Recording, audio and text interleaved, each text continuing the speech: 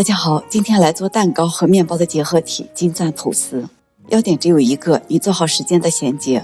制作过程中的细节我会详细的讲解，配方图会放在视频的最后。先和面，面粉中加入糖、盐，再加入牛奶、耐高糖酵母，揉成团。这款面包对面团的出模要求不高，如果没有揉面机器，参考我之前15分钟揉手模的视频，用水和法把它们揉至出模状态。我用的是厨师机，先中速揉7分钟左右。加入黄油之后继续揉，揉至可以拉出这种薄膜。密封发酵至1.5倍大。发酵的时间用油纸来做个吐司和蛋糕模具，依照图片中的尺寸折出横线，中间的2条线剪至底部的位置，折回去，两边提起来，放入吐司盒中，大小正好。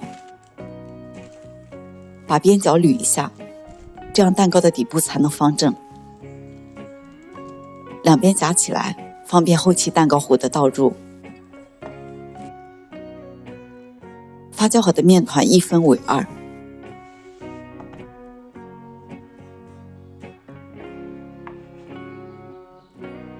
每个200克左右，滚圆。现在的面筋非常紧张，密封静置20分钟，松弛一下再来擀。光面朝上，先按压，再擀成长方形。擀的过程是一个排气的过程，一定要轻轻的擀。如果你的面团在这里不断的回缩，那么是静置的时间不足，盖住继续静置一会儿。翻过来，底部打薄，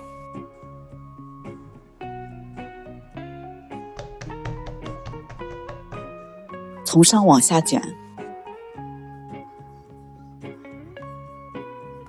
捏进收口处，放入吐司盒正中间，面团的前后左右各预留一些发酵的空隙。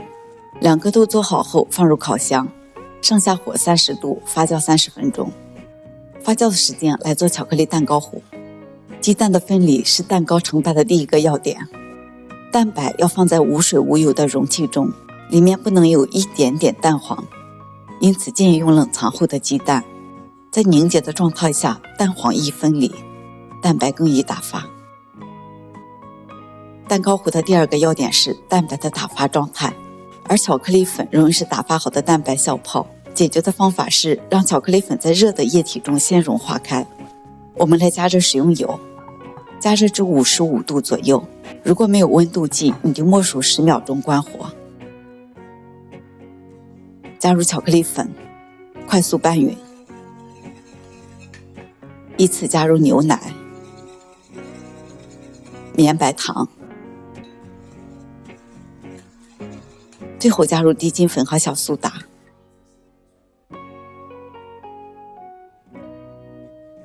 拌匀后是一块不粘锅的软面团，加入蛋黄糊来拌匀。蛋黄大小的不同会导致搅拌好的蛋黄糊浓稠度不同。如果太稠，加5到10克的牛奶稀释一下。最终是这种状态，非常的浓稠，但是蛋抽提起来会流动下去。蛋糊可以提前做出来，但是蛋白不要过早的打发。待吐司盒中的面团发酵好，再来打发蛋白，同时预热烤箱。烤箱预热至上火170度，下火180度。蛋白中加入少量的柠檬汁，它可以帮助蛋白打发，也可以去腥。糖一次加入或者分3次加入都可以，它在蛋白霜中有支撑的作用。蛋白霜是否到位，看盆中蛋白的弯钩。打蛋机提起来，如果是这种耷拉下去的弯钩，是偏湿，需要继续打发，直到呈现这种 N 字形的状态就可以了。取一部分蛋白，先跟蛋黄糊拌匀，再全部倒入蛋白霜中，用滑 Z 字和翻拌的手法交替搅拌。最后是这种状态。吐司盒放在电子秤上平分一下，每份单糊是335克左右。最后轻轻地震出里面的小气泡，放入预热好的烤箱。记得入炉之前把吐司盒上的夹子去掉。先烤15分钟，取出来，中间划一刀，帮助它从中间开裂。放进去继续烤30分钟。